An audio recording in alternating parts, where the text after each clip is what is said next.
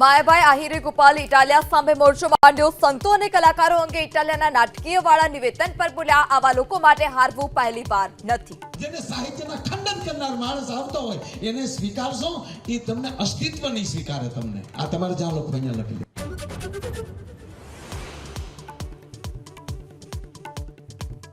ગીર સોમનાથના વેરાવળમાં 2 દીપડા પાંજરે પુરાયા। એક નર અને એક માદા દીપડાને એનિમલ કેર સેન્ટર ખસેડવામાં આવ્યા। સ્થાનિકોએ લીધો રાહતનો શ્વાસ।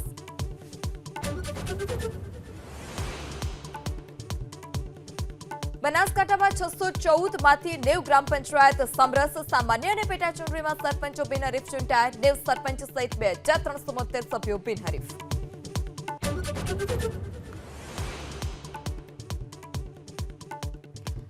બનાસકાંઠાની થરાદ એપીએમસીમાં જીરું અને બાજરીનો પાક પલળ્યો। વેપારીઓની બેદરકારીને લીધે પાકને નુકસાન। મોડી રાત્રે વરસ્યો હતો વરસાદ।